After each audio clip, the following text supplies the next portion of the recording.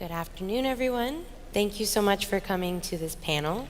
It's going to be great. These guys are pros. So to start with, I thought that they can introduce themselves, and I'll present a little bit of contextual data to show you a little bit about what we're going to talk about, and then we'll jump into conversation, and you can ask questions. So starting here, can you introduce yourself and what you do and where you work? So hello everybody, my name is David. I run the European office for Gameville. Gameville is a Korean mobile games publisher. We publish under the brands of Gameville and Come To Us. Our most important games are Summoner's War, Wonder Tactics, Major League Baseball, Dragon Blaze, and Critica. Yeah, hello everyone. My name is also David. I work for a company called Area Games. I'm in charge of business development and licensing. So I do everything that deals with sourcing new game licenses, closing them, and then our operations team takes it over. Our company is a full-fledged third-party publisher located in Berlin with roughly 300 people. We're doing everything except game development from scratch. Our mother company is ProSieben, is a very large media group with access to TV, and I'll also will talk about it later. Thanks. Hey, I'm Keenan Timko. I work for MoPub, which is a Twitter company. I'm based in London. MoPub has the world's largest real-time bidding ad exchange. So my day-to-day is I work with gaming companies to help monetize their offering by selling ad inventory on our RTB exchange. Thanks. Hi, I'm Steven from Six Waves. We are, a publisher of free-to-play games based in Asia. So headquartered in Hong Kong.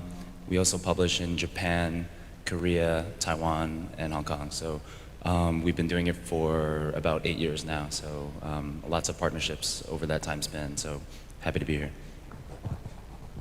Yeah, hi everyone. My name is Mikael. I'm from My Games.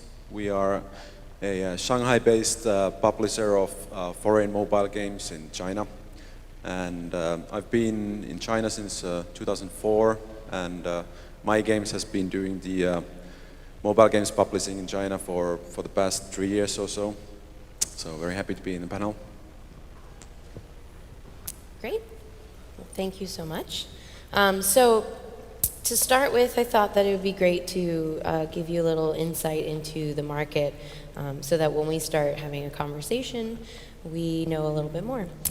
So to start with, just to give you a sense of how big the global digital games market is, it's the PC market sort of rivals the mobile market, which was not so much the case a few years ago, and then they've kind of been going neck and neck for first place. And then console is a little bit of that. And we're going to be talking about mobile. So, I'm sure that you know how big it is and how much it's growing, and every Casual Connect we all talk about that. So I won't go too much into that. Looking regionally at the digital games market, Asia holds the largest share. And we'll be talking a lot about Asia because that share is due to mobile, largely. And then, North America and Europe follow.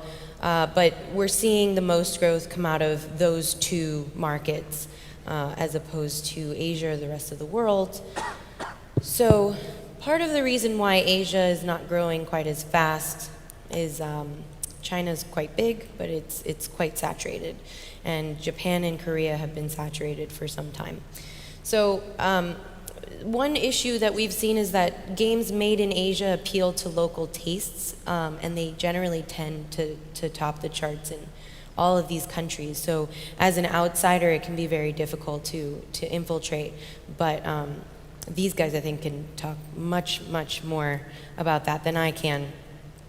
And so the big three, as we call it, account for 86% of Asia's mobile market. So they account for quite a bit.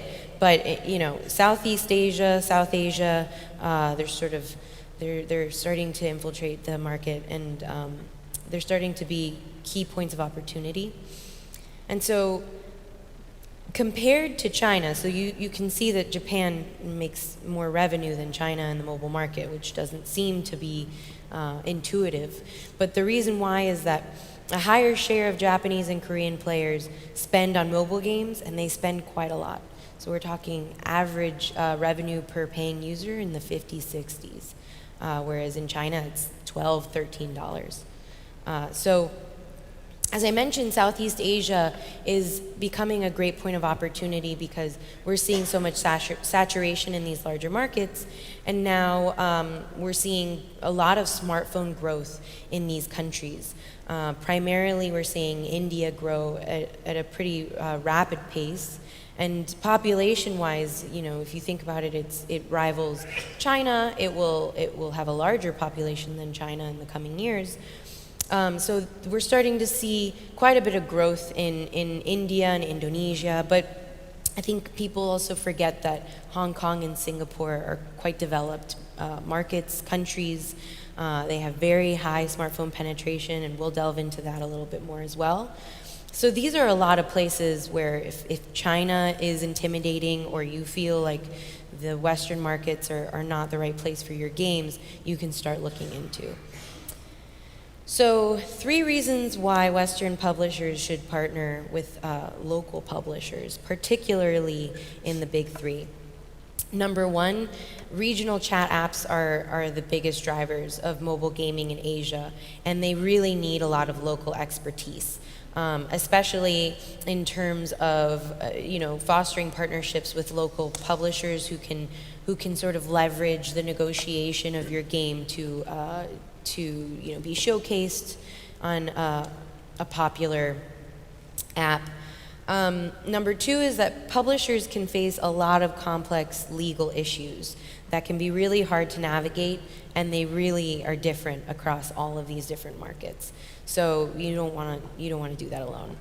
And number 3 is that even the high-grossing Western publishers with no on-the-ground support can have a lot of trouble entering the market. So, for example, Zynga had quite a bit of trouble infiltrating Asia, and they're very high-grossing out here, but the strategy just didn't work out there. And one thing that we're seeing a lot of, we've been seeing for years, is that CPI is going way up and ARPU is staying way the same. So, in terms of partnerships, being able to work with a partner who can share resources with you, who can help leverage those resources and give you the opportunity to acquire users on a level that you might not be able to do on your own is quite a big opportunity, a big potential for smaller developers. And finally, there's a very large trend of IP that's coming into the market. And so we're starting to see a lot of developers partner up with different brands to access an audience that's already engaged with a brand that exists, rather than creating your own IP in order to try to access people who don't know what you're all about.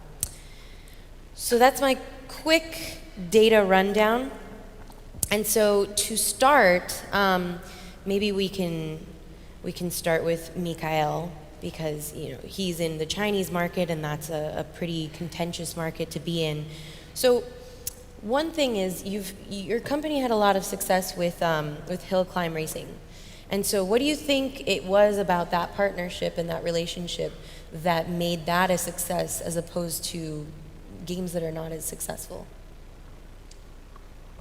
Well, in China, the local partnerships are a must. A foreign developer can't legally publish their games in the mainland China, so you need to have a publisher who has local licenses.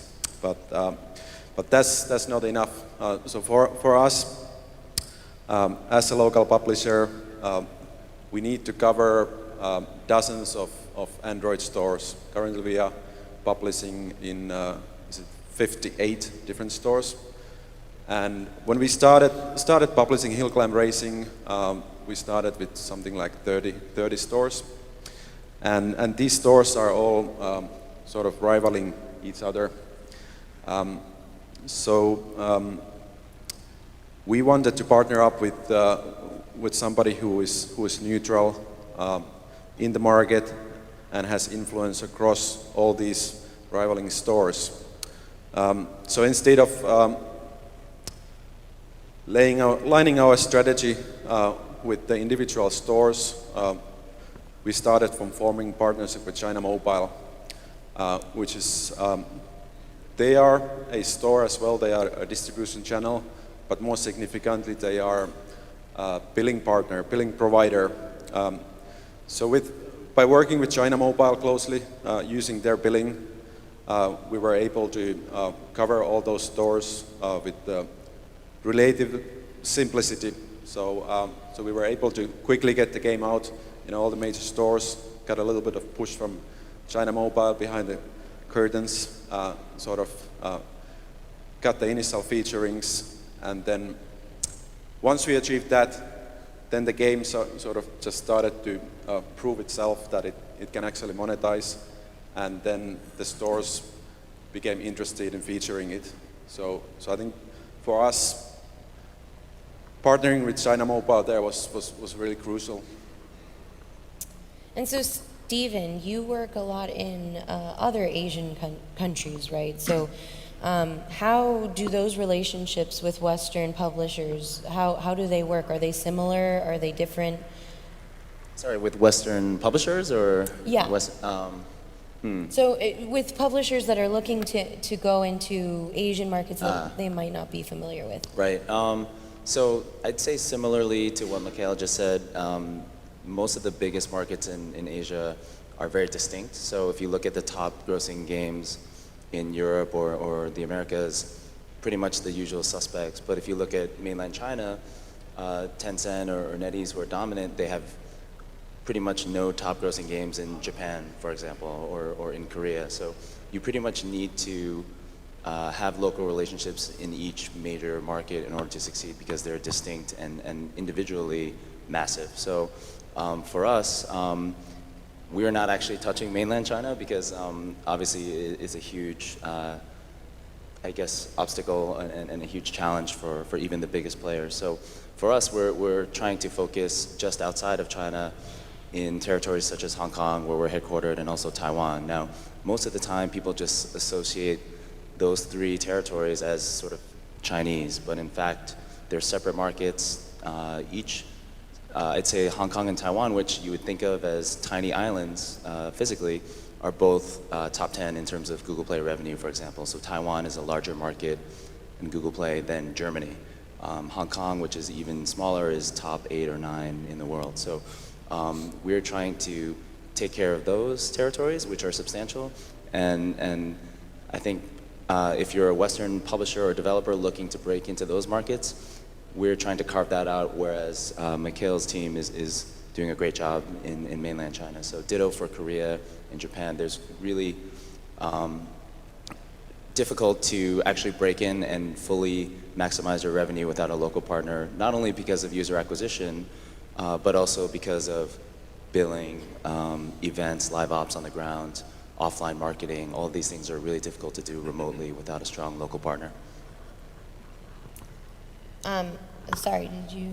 Right, and I would just say that as competitive as it is to enter the Asian market, it's just as competitive here in Europe and in North America to get your game publicized and to your end users. One thing that I'm seeing a lot more partnering with larger game studios is that they're taking on younger developers, helping them use their platform as a springboard to bring their game to the world. So really, I think these conferences and others are a good opportunity to actually meet potential partners and see who might be the best platform to take your small game, maybe a team of 2 or 3 people, and use the infrastructure of a larger gaming studio to take it to the world. Great. So in terms of user acquisition, how do you, I'm sure you can all talk about how this differs market by market, and what are the strategies that don't work in other markets that might seem intuitive for all markets, and what strategies work really well that might not seem so intuitive in others? Maybe I can take it. So I think since last year we've seen that really big publishers, big developers have started to spend a lot of money on TV actually, and as Area Games is 100% subsidiary of a TV network called ProSieben, we have access to TV inventory, and that works very well for us. So of course, is very expensive, and that's part of the service that we bring as a publisher to the developer, is that when we strike a deal, we usually say, okay, we're going to spend a certain amount of marketing money spent on TV. And the conversion works really well. It also works as almost as a retention tool. Some of the niche channels that we have fantastic CPIs. And so TV in general, it is expensive, but then again, the user quality is also very high. LTV works very well. So that is some sort of a privilege that we have because we kind of have it almost for free. But definitely, I think we will see more of that as opposed to classical CPI advertising. Sorry. So in terms of TV user acquisition, what is the largest potential for cost? Like what should a publisher be prepared for if it doesn't work out? So, as Come to Us, we have done a lot of TV last year and are still doing TV this year in Europe for Summoner's War. We're doing it in Germany, France, UK, and it does get a little bit costly, but it is also worth it if you look at it more with a branding perspective. And I think that's something that's coming also from Asian countries, from Korea in particular. If you ever go to Korea, you will see ads for games everywhere. You will see them on the subway. You will see billboards. You will see TV ads. You will see TV screens on the subway. Over there, it's quite normal to just do the full marketing range for a product. Whereas here in the West, I think we are still looking very much at the ROI after 7 days, and the CPI does not have to be bigger than $3 or whatever. So, and that's a perspective that obviously makes sense if you just look at cost effectiveness. But we're now at a stage where it's more about building the brand and validating the brand through activity that is not just a tiny little banner in the corner of your Facebook feed. So for us, it has worked fairly well. Summoner's War was like a top 20 grossing game, top 10, top 20 grossing game last year in the summer in Europe. It's now top 2 in Germany, number 2 in France, 3 in UK. So it was definitely worth the spend. So, sorry. Yeah, just wanted to add a point regarding Chinese market. So in China, the iOS and Android are very different in terms of user acquisition. So on the iOS side, pretty much what works in the West works there. The users are expensive, and then big Chinese publishers who have the means, they are buying those users and getting them. But Android is different because you have so many different stores, and is the sort of buying users through ad networks doesn't work that straightforward, or in some cases you can't use it at all. So you're very much relying on getting the stores to feature your game at the beginning. So and then that leads to a situation where it's very important that your publisher has a big existing user base that they can, in addition to the store featuring, they can also cross-promote your game. So that's pretty special for China. Just to add one thing on top of that, so in terms of partnerships and relationships with the platforms, it is very, very difficult in China. But one other key difference between Europe and the West versus Asia, if you're talking to Apple or Google here in Europe, let's say you're probably talking to the team in London for most markets. Maybe there's Eastern Europe, slightly different people, but for Asia, it's so massive and so fragmented that it is a country-level relationship and partnership. So we have a Hong Kong country manager for Apple and Google, ditto for Japan, Korea, etc. So that makes the partnership in Asia a little bit more involved and complex. And but at the same time, it's an opportunity. So if you're able to make your game more resonant with a specific country, that country manager will actually is very likely to give your game more love and more featuring, which makes a huge difference. Right, I do see a lot of publishers that are specifically building games geared towards their local audience in order to try to get a feature. So building a game with best practices in accordance with iOS or with Google Play Store. Those are really the tips I give my publishers to try to get a feature. And at the end of the day, it's really if you have a great game that catches on. But failing a feature, we do see a lot of publishers acquiring users through install ads on Twitter, on Facebook, on other platforms. Those seem to have good retention rates, and the clients I speak to are happy with them. But the best advice we give is to build a great game. So your game has users, your game is doing well in terms of recruiting players. In terms of monetization, what's next? So Keenan, I know that you work a lot in advertising. So, how does an app leverage advertising in terms of monetization, and where does it work better than other places? Right, with gaming apps, we typically see monetization go a couple of different directions. You can leverage in-app purchases, which oftentimes many games are able to support themselves based on in-app purchases alone, which can be a great solution for publishers. The ones I work with typically leverage a combination of in-app purchases and in-app advertising. And when it comes to games in particular, the best user experience we offer are interstitial ads. So those come at the end of a round of the game or at the end of a session, where the user is more inclined to engage with that ad and click it and move on to the next thing. Banner ads are still very much a part of the gaming landscape, but those can oftentimes interfere with the overall experience if they're taking up screen space. That's really given rise to native advertising, which are ads that take on the touch and feel of a game. These are rising in popularity. They're attracting a lot of big budgets now. And I'm seeing more and more gaming publishers leverage this ad type because it offers the monetization support that they need, but it also doesn't interfere with user experience. And Mikhail, I know that in China, there's sort of a different relationship with advertising than in the West. So it seems like Chinese players are more comfortable with more aggressive advertising. Can you expand on that? The whole advertising thing on the Android side is again a pain, just like the billing. It's complex. On some of the smaller stores, everything goes. The stores don't care how much you are showing ads and whose ads you are showing. But a lot of the bigger stores where you really get the volumes, the user volumes, they don't look kindly at you integrating third-party ad SDKs. They have their own ad SDKs. So if you want to get the store featuring, then you have to integrate their ad SDK.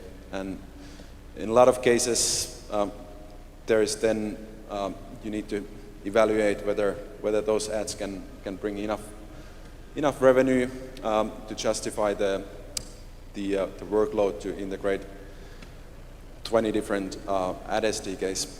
And the result is a lot of the most popular games in Chinese Android stores are completely with no ads.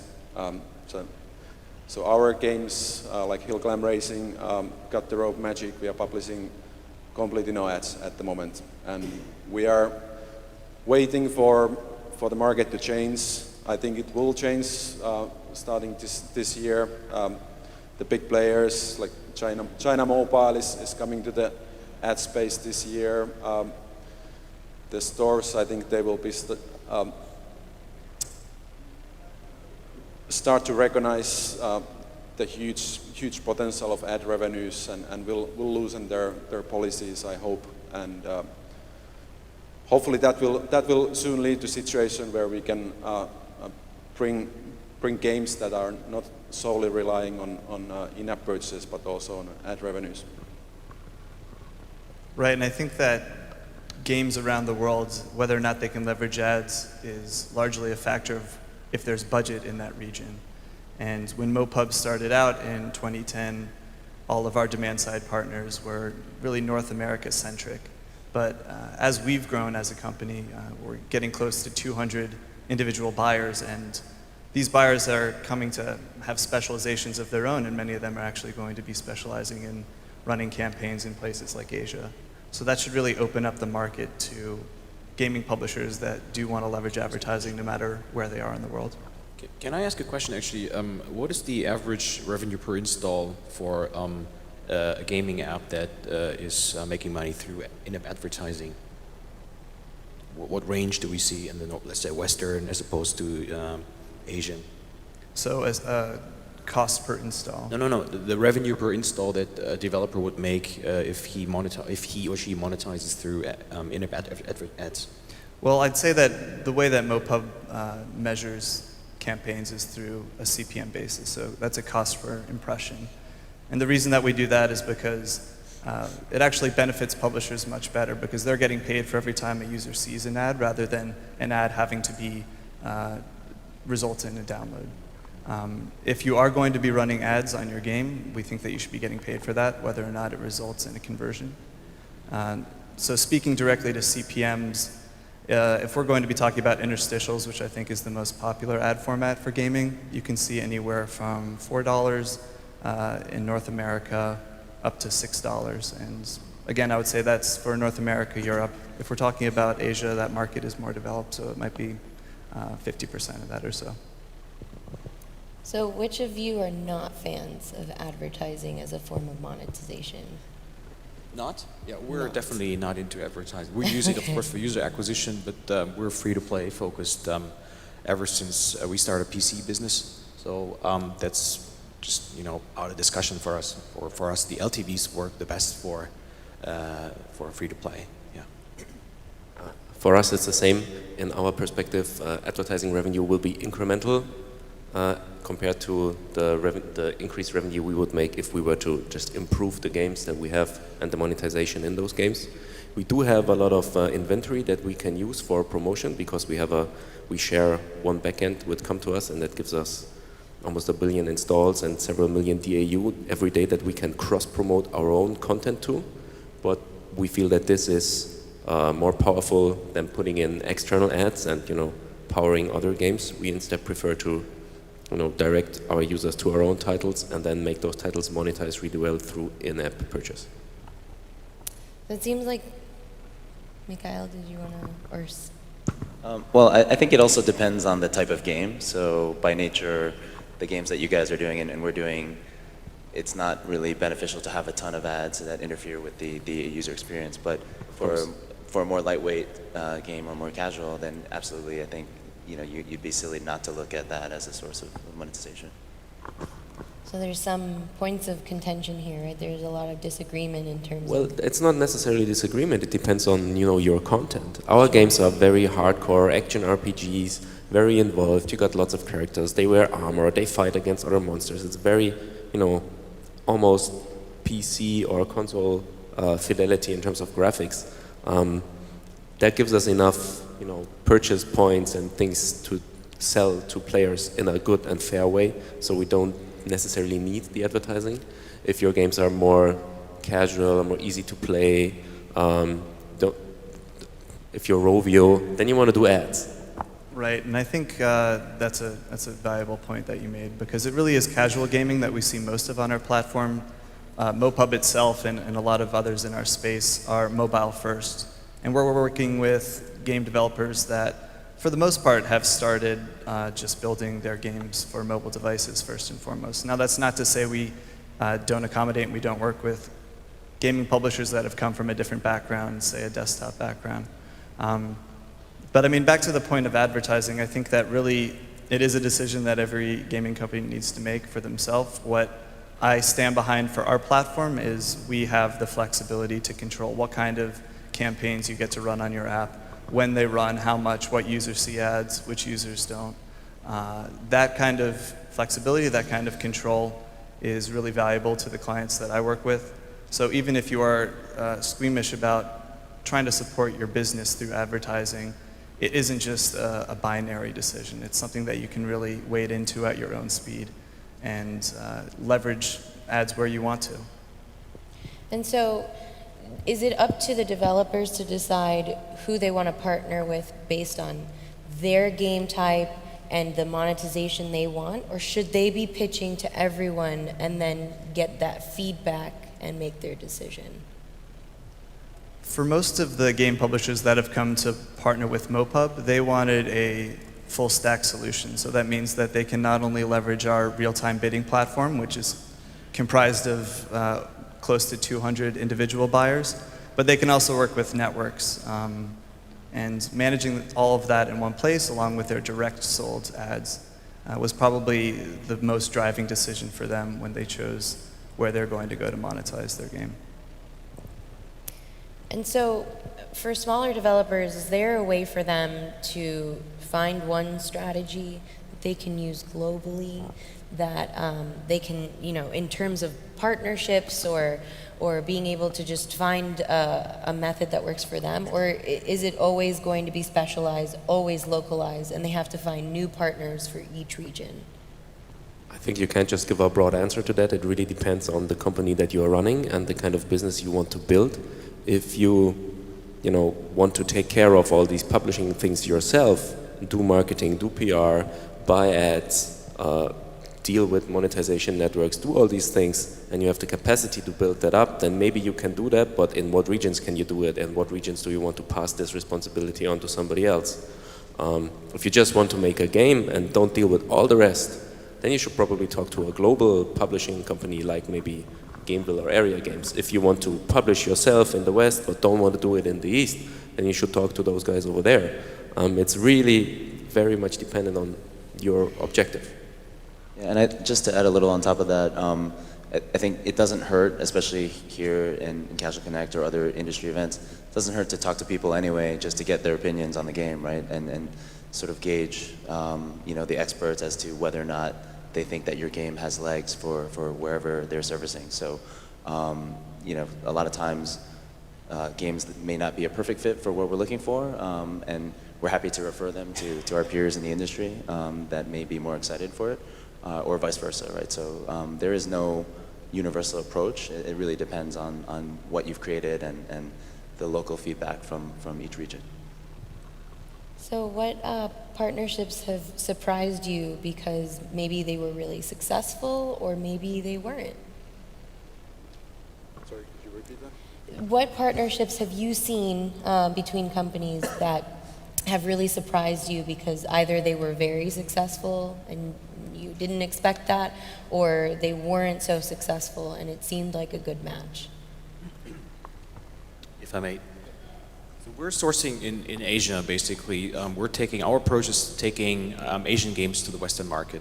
And what I currently see when I'm running around meeting developers these days, whether it's in, particularly for instance in Korea, it gets really tough.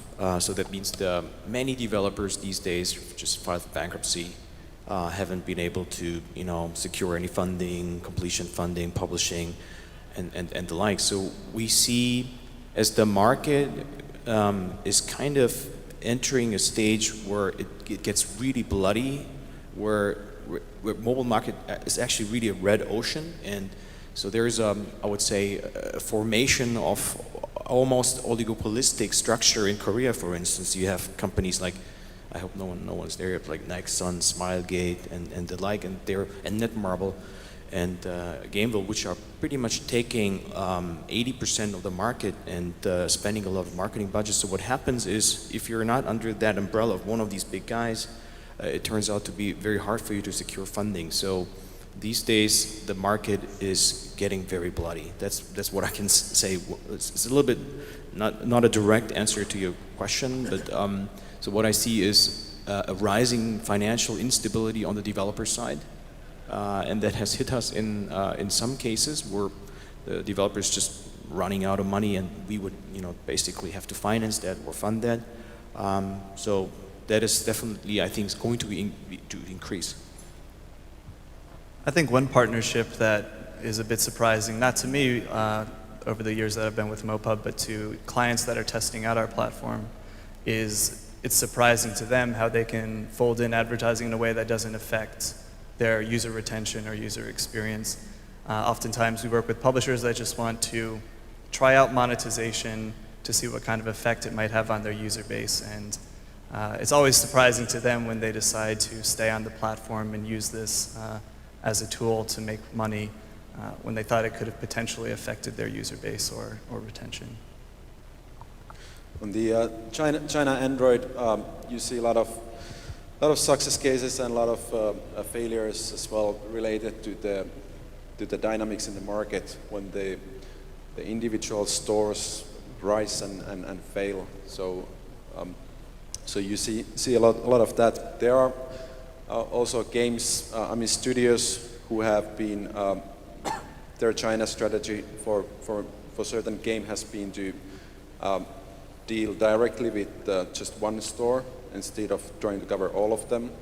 And there are some success cases where the store has really given them a good push, but then there are also failures where the store didn't keep the featuring, but they still got the exclusivity.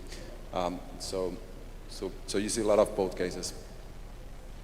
And so your companies are obviously looking to minimize as much risk as possible when partnering with a developer.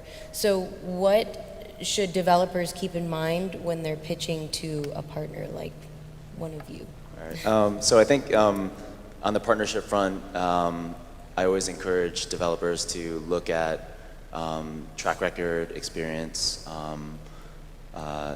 Trust means everything, right? So does the publisher or partner that you're talking to share your vision for your game? Or are they going to put in the level of attention and care that it deserves?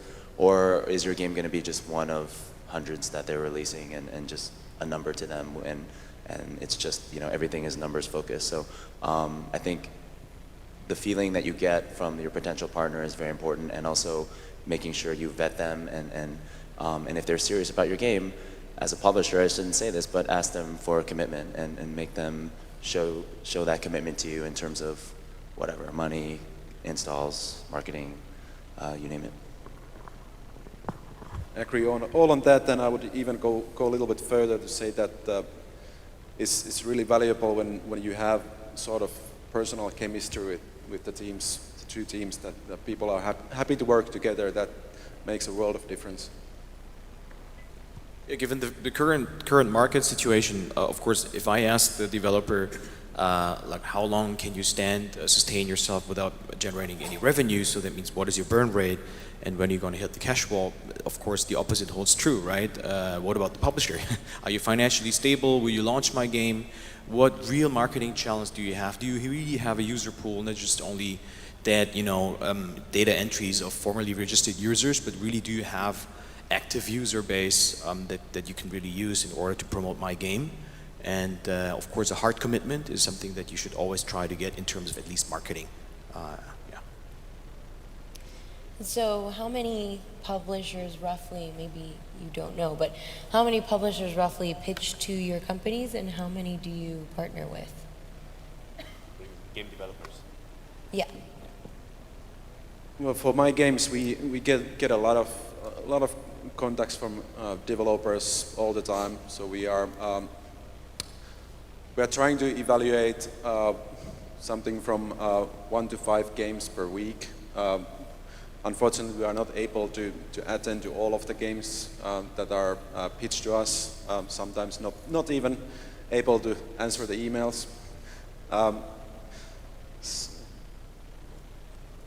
We select very small number of the games that are pitched to us, or that we are pitching to, simply because the Chinese Android market adds that complexity that you must have really good in-app purchase monetization. You must have small file size. In a lot of cases, you need to put an effort on the localizations, etc. So finding the game and the team where all the sort of expectations and the goals are matching is quite hard. So that's why we publish a very small number of games. So I want to open it up and take some questions from the audience. So does anybody have a question for our panelists? Doing business in Asia, I could start with a question about China.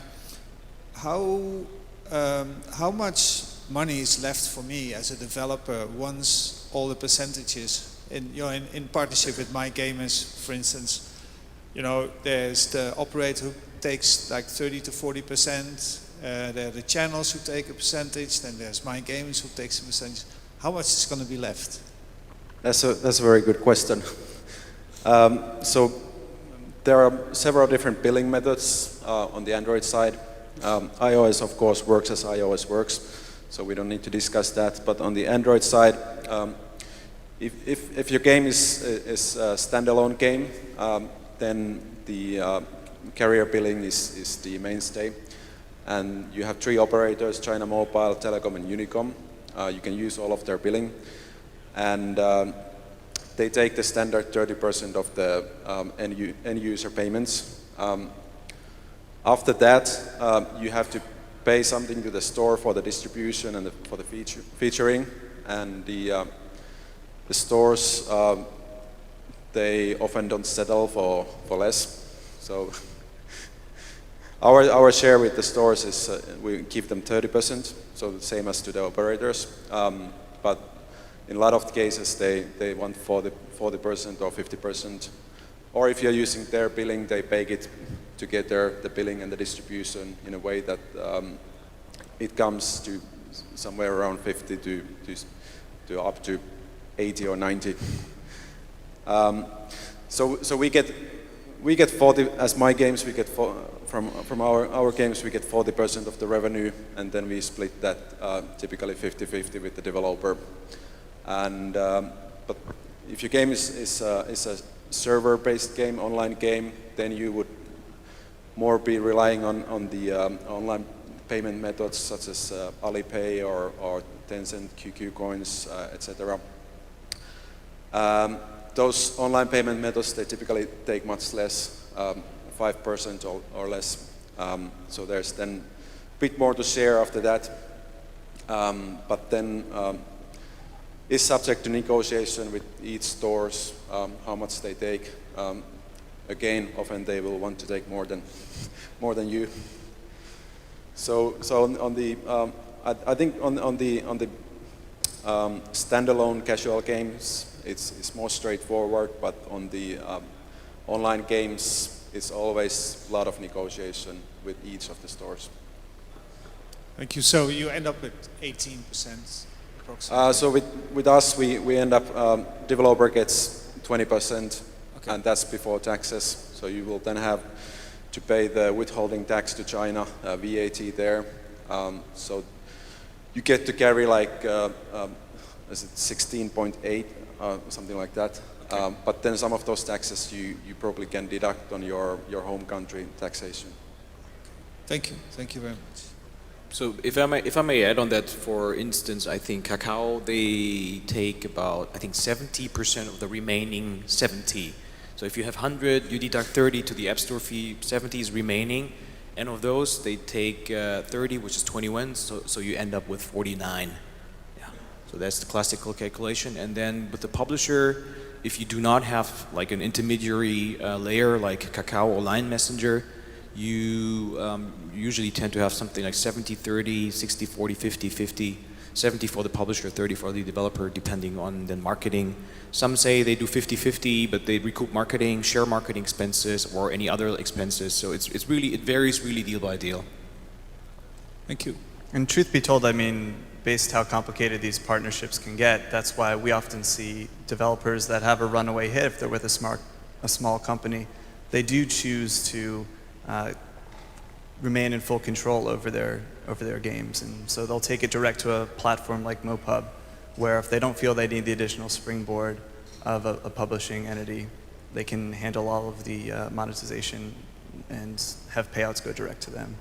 If I may add one issue, is really when we are into mobile as well, right? But we originally started in PC client business and game business, and I really want to encourage at least that you think about or consider maybe doing some developing some PC client games, because there the payment cost is only 10 to 15% on average, right? So it's not 30%, and as Stephanie was showing the slides, the market is 31 billion on the PC client side. It's not growing, but at least there's a huge market still. So I think if you don't succeed in mobile, you should definitely try PC client games. Thank you. Hi, sorry. Just to extend on the PC market share, when you say PC client, does it include Steam? Because you see a lot of publishers who have their own PC game portals And while we see Steam as an upcoming platform where usually independent developers can get like smaller games and get like decent amount of downloads and revenue. Okay, so I'm not sure I The understood. question is like whether entire- the future you think is publishing on Steam or going to publishers who have their own PC portals. I mean, Steam is obviously very big, but it takes also 30%. I think it's easier to have global access via Steam these days, definitely. So if you're an indie and you want to have a quick, let's say, launch, you should definitely consider Steam. I think it's a great platform. We have our own platform with our own in-app currency that works all across our PC games. Which works very well. For us, interestingly, if we publish on Steam, which we also do, it doesn't work that well as we publish on our own platform. If you're an indie, go for it. You know, I think, why not, right? I mean, you have global access instantly and almost instantly. Yeah. Everyone, thank you to the panelists.